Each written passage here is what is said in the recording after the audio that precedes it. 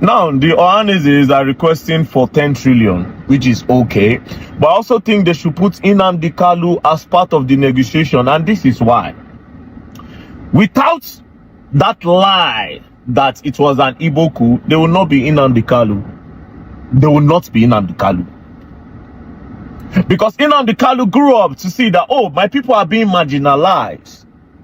My people are being stereotyped. My people are not given the right opportunities as other tribes. You know, we have 3 major tribes in Nigeria, Hausa, Igbo, and Yoruba. They are not given the same opportunities as the Hausas and the Yorubas. That's why Nnamdi Kanu followed in the paw prints of his forefathers and decided that, you know what, yeah, since they don't already talk this thing, make we get our own place, since they know they treat us fair. Yes, this issue of IBB is still on fire. I thought it might have calmed down, but people are still coming out to give their own opinion. And VDM, that is a very dark man, came up and said something that I think I loved. He said that let the Igbos add Nnamdi Kanu's release as what the government would do for them lying against the Igbos, that they said the coup, and what caused the Igbo hatred for over how many years now was all lies. That the government, that the Igbos should just not ask for 10 trillion naira an apology, but they should also ask for Nnamdi Kanu's release. That because of Nnamdi Kanu, that's why the Igbos are even recognized in Nigeria, because the Igbos have been marginalized for a long time. If not for Nnamdi Kanu, like Kim said, okay, that my people have suffered and they need to be on their own, and then the government arrested him. So there is asking that they add Nnamdi Kanu's release on this. So I'd like guys to hear what Vedak man said and also what other person said, because there are a lot of reactions I'd like you guys to take a look at, and then you can now react to your own in the comment section. I'll be you guys in a minute. Alright, so as you all know, yesterday Ohaneze Indigo seek apology from the federal government and also 10 trillion naira compensation to the Igbos, following the revelation from IBB's book that the coup was not an Igbo coup. That coup that they lied that it was an Igbo coup led to the Biafran war, where it led to the dying of a lot of Igbos. Now, the Ohanezes are requesting for 10 trillion, which is okay. But I also think they should put Nnamdi Kanu as part of the negotiation. And this is why. Without that lie that it was an Igbo coup, there will not be Nnamdi Kanu. There will not be Nnamdi Kanu. Because Nnamdi Kanu grew up to see that, oh, my people are being marginalized. My people are being stereotyped. My people are not given the right opportunities as other tribes. You know, we have 3 major tribes in Nigeria, Hausa, Igbo, and Yoruba. They are not given the same opportunities as the Hausas and the Yorubas. That's why Nnamdi Kanu followed in the paw prints of his forefathers and decided that, you know what, yeah, since they don't already talk this thing, make we get our own place, since they know they treat us fairly.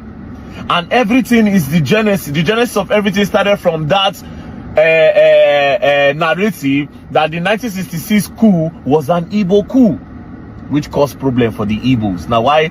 Since Hausa don't rule, Yoruba don't rule, Hausa go rule, Yoruba go rule, but Igbo no they rule. And the only time we move, you got our own place, Hausa. So the Igbo never test the power. And guess what? The Igbos couldn't test the power because a lot of people are scared that if you give an Igbo man power today, that is going to divide Nigeria. That's one of the main reasons why they don't even want me Igbo rule. From my own observation, I mean, I'm still young, but what I don't listen to and what I don't notice, this is what it is. So there will be no Nnamdi Kanu if that lie from the 1966 coup did not happen. So they should do a bargain and bring Nnamdi Kanu out. That would be more fair. That would be very, very fair. That would be very, very fair. So 10 trillion, Nnamdi Kanu. And to be very honest, like I said, I don't want me to say na me talk am, and I cannot cry more than the bereaved. Normally, normal. After that IBB book, all the shops on Nigeria, they're supposed to lock and do a match. The Igbos are supposed to do a match. Waiting don't dent their name for how many years? Finally, something don't come clear them, and you all are cool about it. But I cannot cry more than the bereaved, you know. I can't cry more than the bereaved. If when I do the match, I mean, I'll be very happy to ginger the match, and I'll be very happy to walk.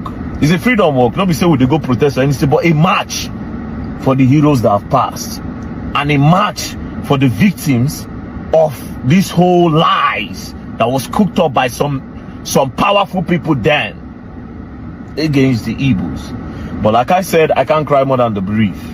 but it's just a sad thing that happened to them. But again, getting Nnamdi Kanu out is a fair bargain. So Ohaneze Indigo, add this to part of your bargain. Peace and love, don't play. Else you're gonna learn, and you're gonna learn the hard way. I have a platform, that's how I'm speaking. That's all. Peace and love. Just to IGBOS and pay them 10 trillion naira over the 1966 coup and the lies peddled that led to the death of millions of Southeasterners. Now, Ohaneze put out a statement. Let me read out that statement.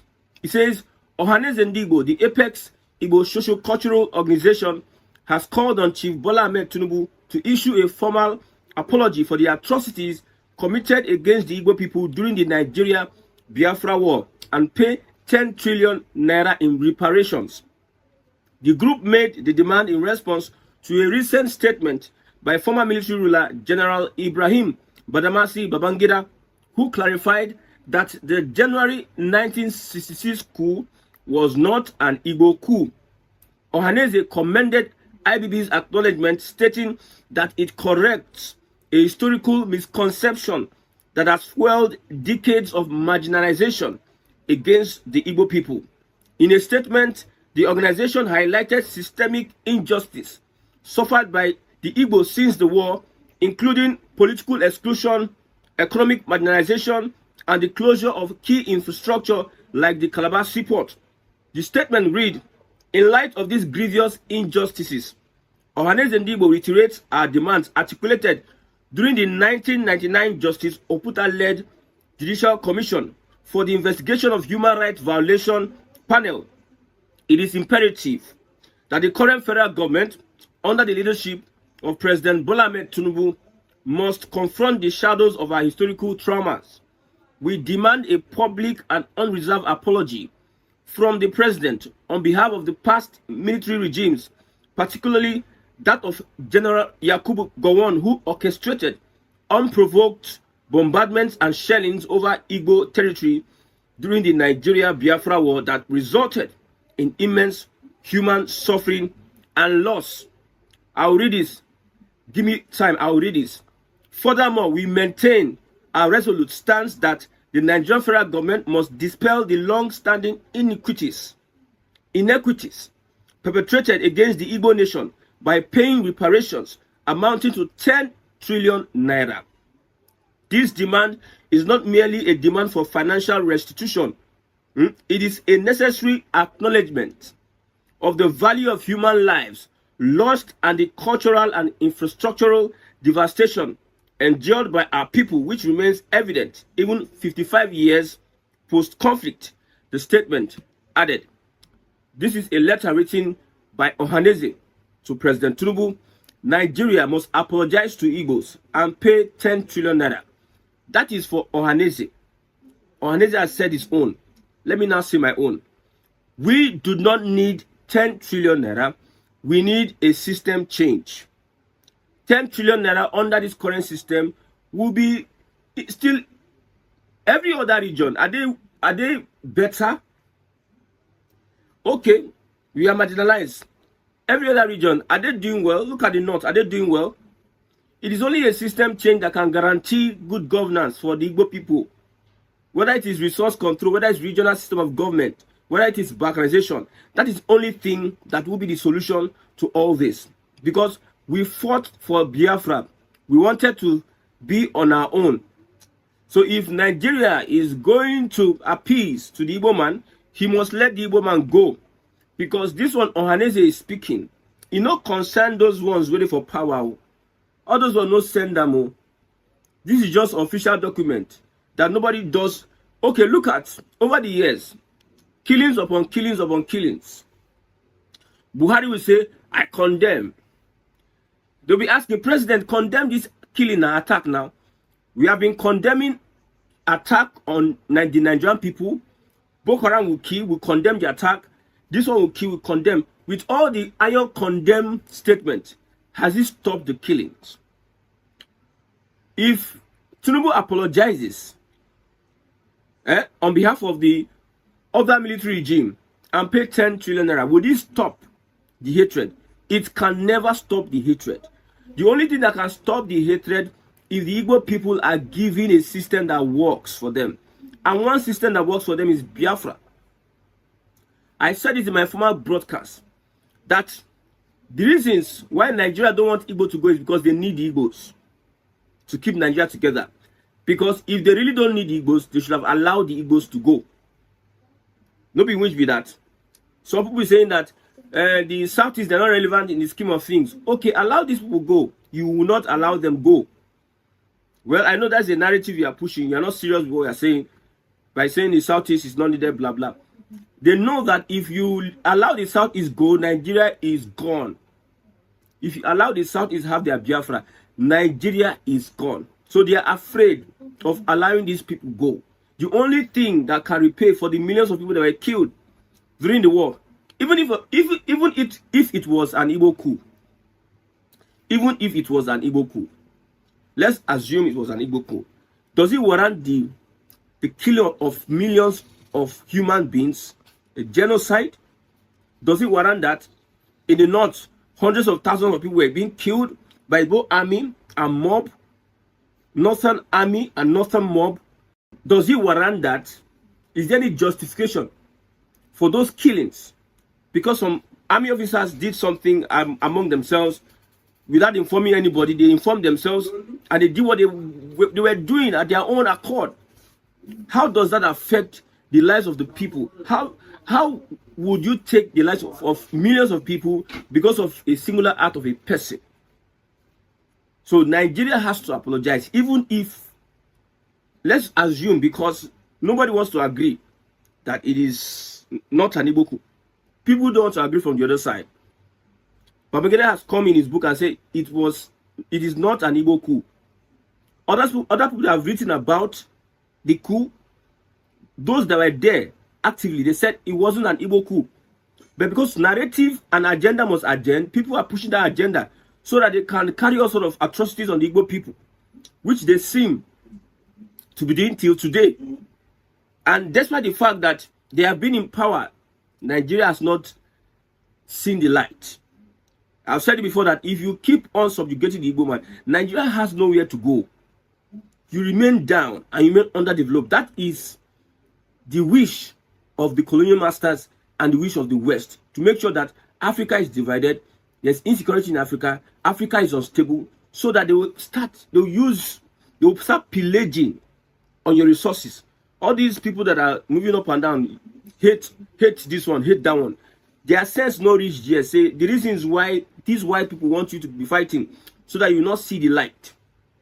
So far you're in one Nigeria, nobody will have rest. If you like become a president and develop one region, nobody will have rest. You see the northern part of Nigeria. The insecurity there is making Nigeria lose a lot of development. Until the system is changed, resource control, balkanization or regional system of government, then things can get better. We don't want 10 trillion naira. From then till now, we have gotten 10 trillion naira from the national cake. What has the governors, what has the leaders of the Southeast done with it? The little money they have, what have they done with it? How have they been active in the house? We have leaders that are created by the Fulani given to us. That's why there's nothing working. So if Ohaneze is telling Tinubu, they know that it is something that is not possible. Apologize to the Igbos and 10 trillion. They know it's not possible. The Fulani will never apologize because they feel that their leaders were killed. This Ronu will never apologize. If they want to do a political setting, let them do their political thing. If Nigeria is going to work, let it work with changing the system. All this shalaye we don't want. I prefer an Igbo nation than this thing that Ohaneze is proposing. See, if you still continue with this one Nigeria thing and you don't structure the country, you will go nowhere. I'm telling you, nowhere. Nobody's going anywhere. Nobody. Look at Erufai. Look at the things that Tinubu is doing for the Southwest. And they think that, okay, we do this for the Southwest, then other regions, they can go to hell. The Fulanis are preparing to truncate that thing to stop the Tinubu from developing that southern part of Nigeria. Is this the Nigeria want us, or Ohaneze want us to belong to? Is this the Nigeria Ohaneze wants us to belong to? We don't want 10 trillion naira. We don't want apologies. Apologies should be shown by action, not by mere statement. If you want to really know that these people are sorry, the Fulani can never be sorry. This Ohaneze, they are politicians, they should understand, except they are just doing what they are doing for aesthetics, for just formality. Because we know, in Nigeria we know, they are never ever sorry. They are even accusing the Igbos of killing their leaders. This perspective, 3 people that died were the ones that were responsible for the arrest of Awolowo. 3 amongst the people that were killed were responsible for the arrest of Awolowo. You see, the actors, those that are alive, never said it was an Igbo coup. They said that these people came together because there was corruption then. Corruption. Like the corruption we have today. Some young people just stand up and say, let's finish all these corrupt leaders. That's what happened then. Let's finish, share ourselves. But some officers, some Southeast officers, went to the Southeast. Some people ran away. Some people, they could not get them. No killings in the Southeast. And those that went to the North, killed from the North, killed in the West. So it was a corrupt society then. And the Northerners were even happy that Nzogu finished some of these people. But when it got to a point whereby the narrative, they started changing the narrative, that look at in the Southeast, they did not kill their people. They want to, so they had to poison the mind of the Northerners. Because the people backed these young soldiers because there was corruption then, brazen corruption, like what we have of today. So they knew it wasn't an Igbo coup, but however, it took an ethnic coloration according to Babangida. Everyone that wrote about that coup said the same thing. It wasn't an Igbo coup. So apologies will not go anywhere. Even giving Igbo presidency will not go anywhere. You see, the hatred is in the DNA, according to Shore. The hatred is in the bloodstream. You cannot wish away ethnic rivalry by just apologies or 10 trillion naira. The only thing you can, the solution is give these people their independence. Independence. Because so far that we have these political wranglings and we have the Fulani involved in Nigeria. If you take away the Fulani from Nigeria, all this hatred will just sift away. So far the Fulani are there and they see Nigeria as an opportunity, a land so fertile where they can call their father's estate. They will always fuel tensions between groups and regions. Erufai went to Edwin Clark and started saying all sorts of things, politics upon politics, following an article saying the North and South needs to align to rescue Nigerians from this government. That's the typical nature of the Fulani. They want to put katakata everywhere and they come on top. Look at that coalition. You see him and Atiku. Him and Atiku. As much as we understand what is going on, my brother, what the Igbos need is an Igbo nation, a viable Igbo nation, a system that works for the Igbos. This generation is already corrupted, so there's no kind of apology from this generation can ever be enough. If like give 20 trillion naira, the one where Nigeria no get, the one where politicians they look where they want thief, now you want collect from their hand. And these APC politicians, they're looking for money to steal, and you think they have vowed not to give Igbo some development, and you think they will bring 10 trillion. Who is going to police them? Which court? A federal government does not obey court order will now obey you as Ohaneze. Ohaneze, there are better things to start fighting for. Ohaneze, talk to your lawmakers. Let them be more aggressive in the house. If it's to stage a walkout, let agitation start from the National Assembly. Let our lawmakers be involved. Let's look at how we can get people that we have the Igbos at heart and represent them well. Let's look at how we can get leaders that are not being influenced by Fulani. Look at Benjamin Kalu threatening and Alex Oti because the Fulani gave him some assurances. and the new cabal is telling him that you must bring that Abia state for APC. How they suspended the INEC commissioners in those states, that the INEC commissioners refused to be corrupt and to be part of the corruption in the last election. They removed the INEC commissioners. They use politics, politics now, politics, and remove every one of them.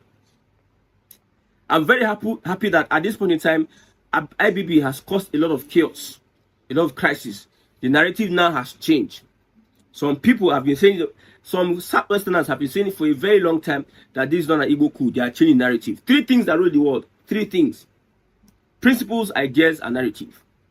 Igbos now should be investing in the media. It is not only this dogmatic approach of Igbos of today, I don't understand. Invest in the narrative. You control the narrative. Control the means of production. Control the narrative. Play the politics. Invest in the media. Support your own. Sponsor young stars from the Southeast. Young people that are vibrant, that can do media. Bring them together. Invest and invest and invest. Tell your own stories. Don't let Ibadan media define who you are. Because all this while, the narrative have been, it is Igboku, Igboku, Igboku. And most of us were even looking at it from some of the things that people are saying. It may be an Igboku, but some other reports by people that are dead suggest otherwise. But somebody who is alive has come out to say that it wasn't an Igboku. There's still some Yorubas who come out and say it is still an Igboku. It took an ethnic coloration. All of us go school. Even with a PhD, you still understand that some level of ethnicity was attached to that.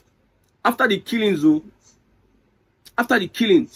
some people are just from nowhere. They just create one story that if Juna tricked Ademolegu into, they just be creating. If Juna was one that planned the coup, and look at the number, they're just creating so many things. I understand. I've been in the Southwest. I understand what propaganda is. I understand how they do those things. But you see, you need to be someone that doesn't have a conscience to twist history. The Igbos were high-handed, I understand. They were tribalistic, I understand. But that particular coup was not intentional, an Igbo coup. The Igbo officers was trying to play smart, and they played ethnicity there, and that has caused a lot of things. But you cannot, because of the action of a few soldiers, with few people, let the lives of 3 million people go like that. Even some Yorubas are asking, where are the graves? Mocking the death of children, women, pregnant women, and young men. It's unfortunate. If Nigeria does not want to apologize, let them not apologize. Nigeria is placed under a spell if they don't apologize to the Igbos. So if they don't want to apologize, they know what to do. If they want to continue with the propaganda or whatever, the narrative that is Igbo coup, let it be Igbo coup. But the lives of those innocent people that died is speaking, and it will stunt the growth of Nigeria. That's why I've been fighting. If you watch all my videos, let us change the system. Restructure this Nigeria. Because the way it is, there's no going forward. This is a creation of Britain. Some people are supporting one Nigeria because they are benefiting from it. Or they are clueless. Or they are myopic. They're not seeing the big picture. This is a creation of Britain.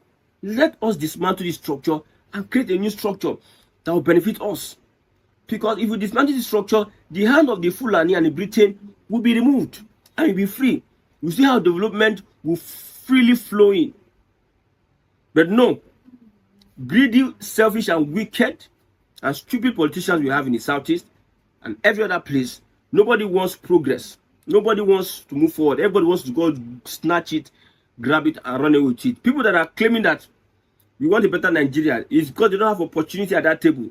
When you give them opportunity now, they start running rogue and going haywire. If you have not read that book, go and read the book. IBB. He said a lot of things, a lot of lies, a lot of half-truths, and a lot of revelations. We're not saying that IBB is perfect in what he said. But when there's a consistent statement from different writers that it wasn't an Igbo coup. IPOB is not the first person that said it's not an Igbo coup. Other writers that have written about the Biafran war said it wasn't an Igbo coup.